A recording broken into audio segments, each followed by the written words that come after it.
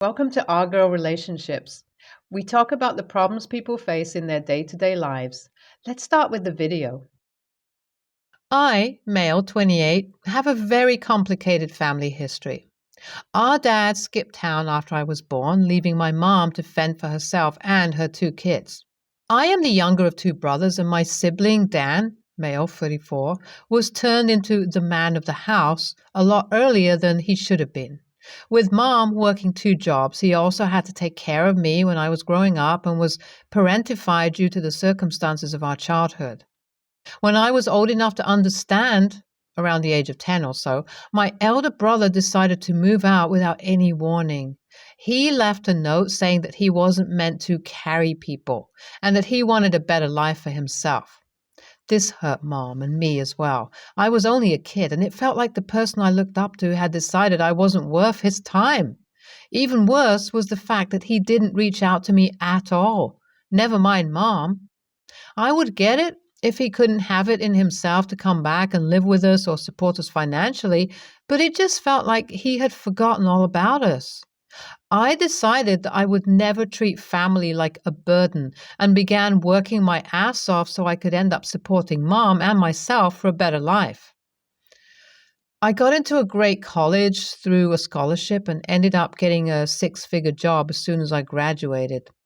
Dan had reached out to me after I started working, and he told me that he wanted to fix things and was in a better place now. This was when I was around 25. I told him that I wasn't interested at all, and he should have thought of that before leaving me and Mom behind. I heard from Mom that he had reached out to her too, and she had forgiven him.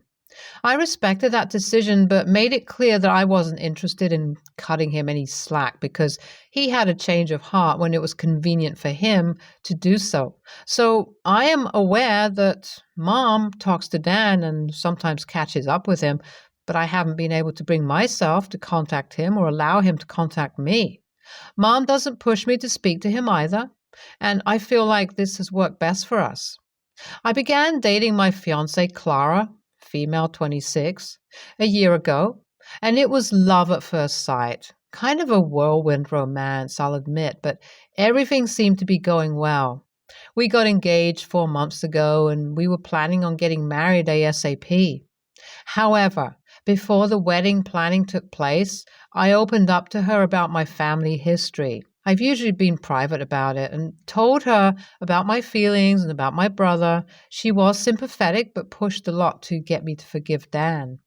I mean, she didn't really understand the context of my anger, and I found it presumptuous of her to offer judgment about this issue. We argued about it, and I thought I managed to make my perspective clear. Eventually, we got into planning our wedding and future together, and I put this to the back of my mind. Dan wasn't invited, obviously, and while Mom wasn't happy about this choice when I told her, she understood why. A week before the wedding, we had booked a hotel near the beach in Florida. Clara told me that she had something special planned for the day before the wedding, and she hoped that I would appreciate it. I mean, you can see where this is going, right? I didn't have any clue what she meant, and I thought she had managed to do something thoughtful or cool about the venue. I'd been trying to get a specific band to play at our wedding, but they were all booked up. When I showed up at the empty venue, Clara was waiting there for me. "Babe, I know how important family is to you, and I think you need to move on with forgiving those who've hurt you in the past. It's going to help you and me too," she said, and then called Dan out from the adjacent room. "Hey, OP, long time no see. Clara told me that you were getting married, and she invited me to the wedding." I was so freaking pissed that I wanted to turn around and walk away right then and there. Looking at Clara, I said, "You had no right to call down to our wedding, and you must be crazy if you think I'll let him be there." And then turning to Dan, I told him he was a loser since he didn't respect my wishes, and I didn't want to see him anywhere near me or Clara. I don't think Clara expected this reaction, probably again because she wasn't aware of the depth of my relationship with my brother, and I could see tears welling up in her eyes. I know she was well-intentioned, but this was too much for me. I feel like I may have been TA because I told her that I wanted to call the wedding off and take some space. I left after saying that while Dan consoled Clara, shouting at me as I went. Please, OP, just let me talk to you. It's been a week since then, and the wedding is on thin ice. The venue is gone, and our guests are pissed. Even my mom is on Clara's side, and I felt like running away from everyone here. Yesterday, though, I had a conversation with Mom that made me feel incredibly guilty. She told me that ever since I had graduated, ergo the first time Dan showed up again, he had been sending over money to help support Mom. Even more than that, he was well off and had a self-made manufacturing business. I asked her why she hadn't told me all these years, and she said that Dan had made her promise not to. When I pressed her more about it, she told me to speak to him and find out. Curiosity got the better of me and I reached out to Dan. I told him on call that I wanted to know why he hadn't told me about helping out the family. He told me that he wanted to meet me first, so we ended up at a diner we used to go to as kids.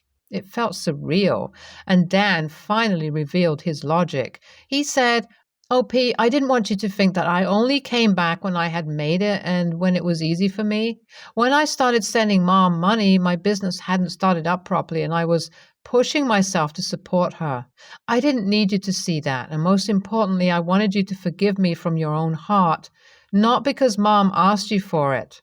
For years, I've been living with your rejection, but when Clara reached out to me, I hoped that we could finally reconcile. She told me that she could sense pain in your words when you told her about us. I won't lie, all of this information did shock me. And I regretted the way I behaved with Dan over the past few years. Even worse, in my heart of hearts, I was already trying to figure out how to iron things out with Clara. We had barely spoken after the incident, and I had genuinely considered breaking things off with her. First things first, though, I had a word with Dan. Looking him straight in the eye, I said, Dan, I won't lie. Your leaving was still the worst thing you could have done. I poured my heart out then and there, and at the end, asked him to forgive me for my coldness.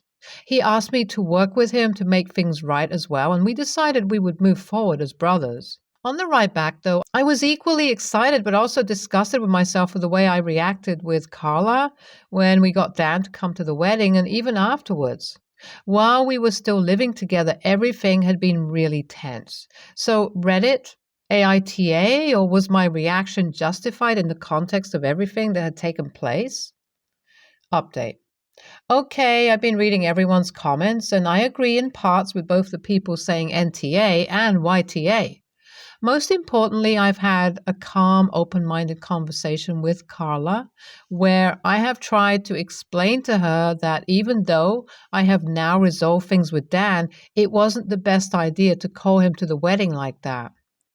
She seemed to understand and apologize for assuming that I would have an epiphany about forgiving my brother right then and there.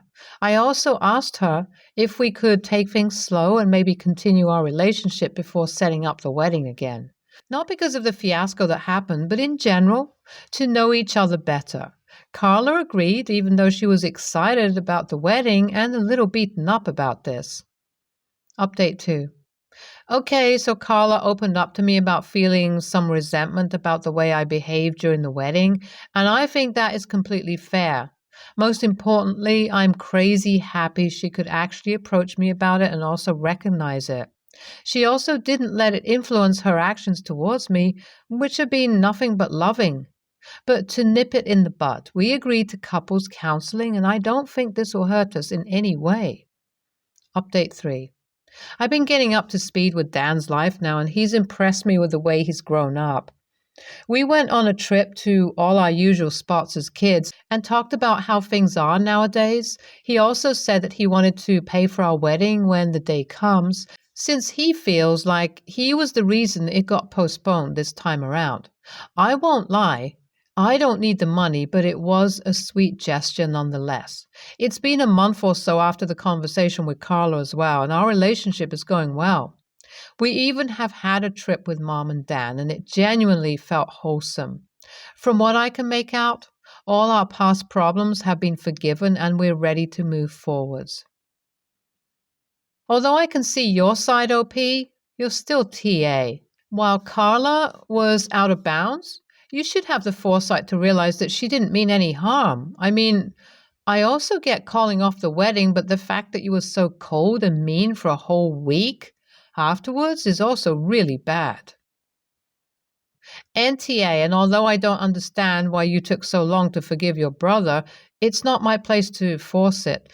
I don't get all the other comments saying you should have been nicer since Carla was well intentioned. She did cause you to hurt no matter what. Although I am glad to see both of you dealing with it like mature adults and not letting your relationship crash and burn. Next story. I, female 27, am engaged to my fiance, male 45, and we plan to get married in July. I have 2 kids with my late husband. My soon to be mother in law, who I will refer to as mother in law, does not know this full context as I am a private person and am not overly close with her. He passed when I was 23, and I really only discuss his passing once I am incredibly close with someone. I have only spoken to mother in law at a handful of holidays and never had a conversation that extended far beyond the basics. Now, to get into this, we recently hosted our first Thanksgiving. I felt very accomplished and was excited to share this moment with my soon-to-be family. The only issue being that I had totally forgotten the mashed potatoes, which seemed to have mother-in-law in a very pissy mood. Thankfully, fiance's sister offered to go to the store to buy some instant mashed potatoes, to which I was very grateful. She asked me to check in on her youngest daughter, who was in an upstairs bedroom with my kids and had been very quiet recently. Moms of Reddit know this is never a good thing.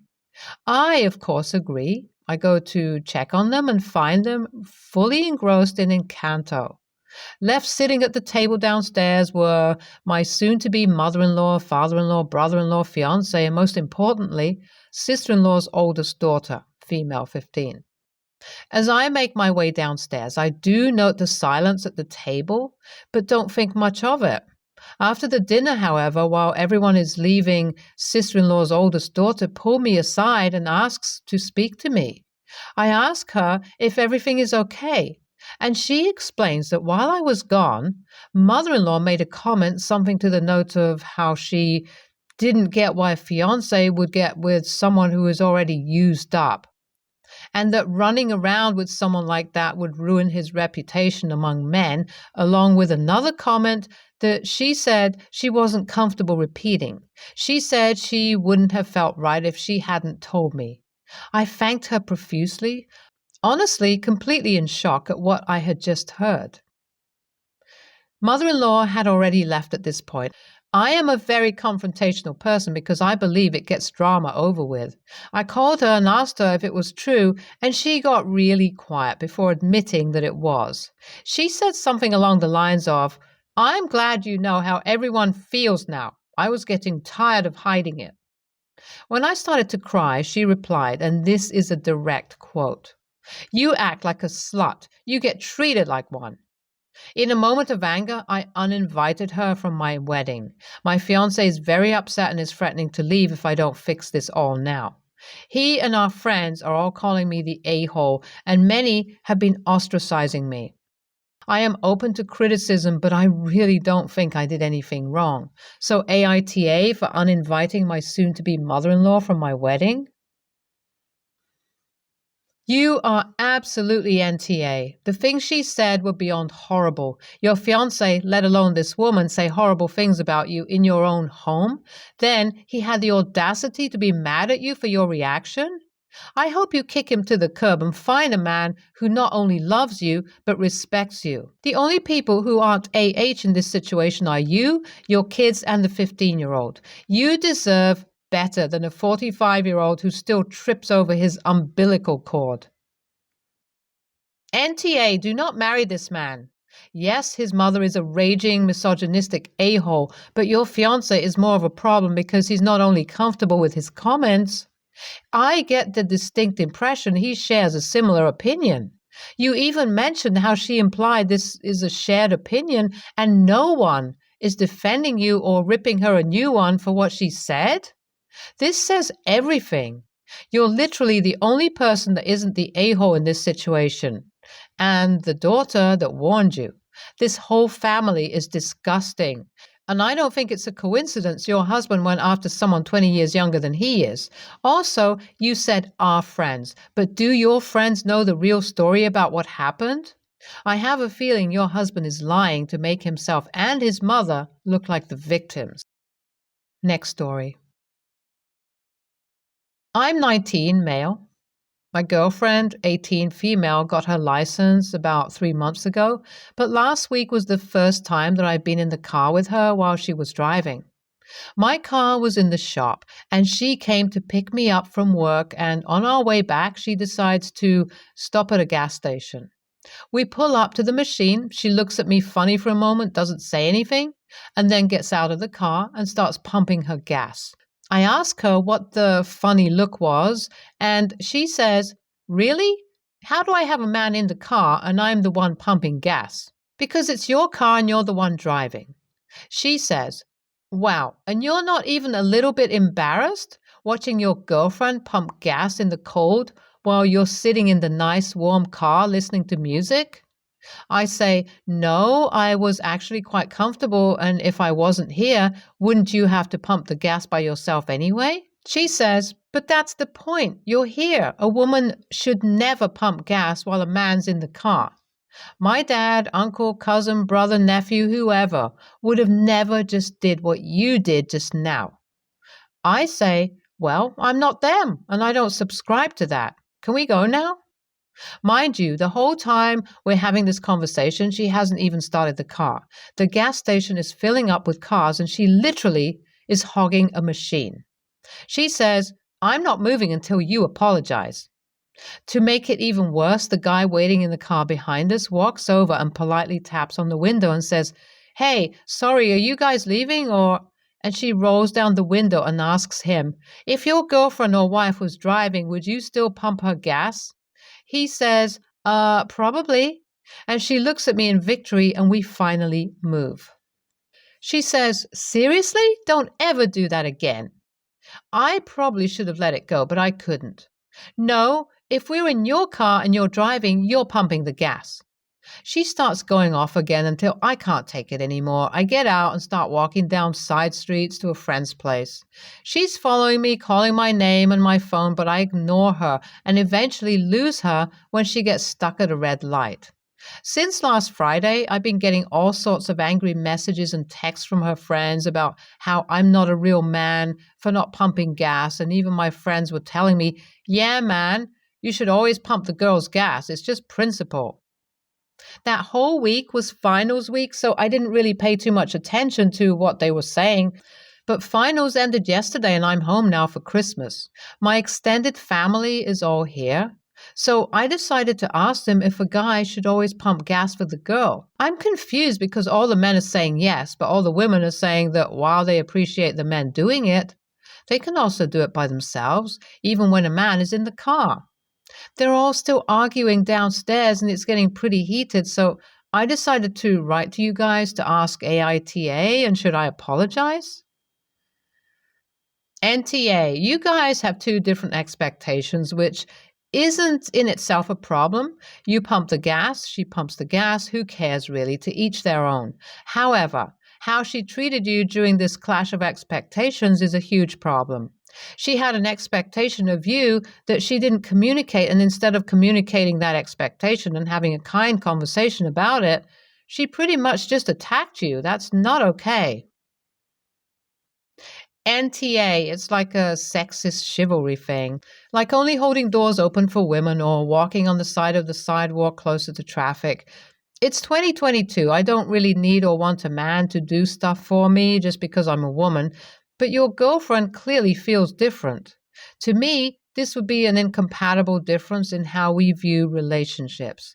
To be clear, if you want to hold the door for me because that's nice, please do, but I would also expect you to hold the door for the other men as well. If you want to fix my lawnmower because you know how to do that, I would be appreciative, but only do things because you want to help another person, not because you're a man and I'm a woman. Stay tuned for more stories from our girl relationships.